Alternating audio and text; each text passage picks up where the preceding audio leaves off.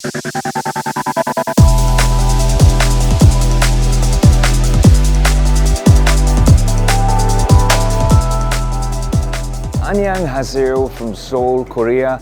Hello and welcome to Tech Today. I'm your host Aayush Ailawadi and we're coming to you from Seoul at Samsung Galaxy Unpacked. And it's time to unpack. Of course, it's that time of the year again when Samsung reveals their ecosystem with two flagship devices which are in my hand right now.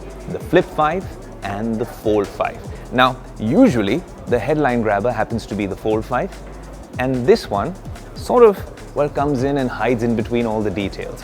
But let's give it its due importance this time because there's monumental changes with this device. Incremental here because the Fold was already a top dollar premium flagship. Yes, it had a great camera, the camera kept getting better. So there's incremental innovations. For example, better peak brightness. One major change is when you open and close the hinge, it's a lot smoother. These colors look nice as well. The camera has features from the S23 Ultra. That's because now it has a Snapdragon 8 Gen 2. So it comes with those capabilities which are in its flagship S23 Ultra, which will change come, February when the next S24 Ultra comes in. But for now, this can take on perhaps the iPhone 14 Pro Max from the Android world.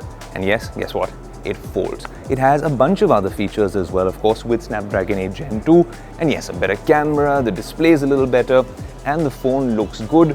Honestly, a small iteration or a change from the previous Fold. But this time, they mean business with the Flip. Look, we were talking about it last week on Tech Today, how we've seen the evolution of flip phones in 2023. First came the Flip 4 with just a minimal notification, some selective widgets, and you didn't have that much functionality on the external cover display. But then came the Oppo Flip, which we got you live from the launch event in London. And after that came the Moto Razr 40 Ultra a couple of weeks ago, which has the biggest external display you've seen on a flip phone ever. Now, Samsung has really caught up, but it's not only about the size of the external display, it's also the functionality of this particular display. You can do a lot more things on it.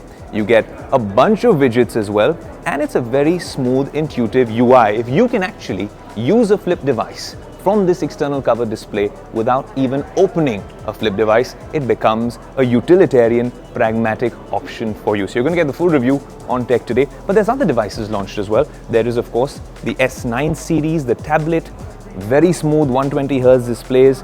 I really think this is Samsung really taking the fight to Apple. They come with water and dust resistance, so does the S Pen. And we've had, an interesting first impression of this device, but again, we'll have to bring you a lot more once we have this, not here in Korea, but back in the Tech Today studios in Mumbai. But flagship specs ready to take on the iPad Airs and the iPad Pros. Now when you talk about the watch, the Watch 6 and the Watch 6 Classic, if you look at these particular watches, and yes, I'm wearing an Apple Watch on this wrist, very premium. Now, I just want to be entirely sure about ECG functionality and AFib. Look, these are serious health and fitness features which Samsung watches have in different jurisdictions. But where will it come? Will it come to India? Well, we'll have to wait and see whether that sort of functionality comes to India as well. But very premium to look at, very premium to touch and feel.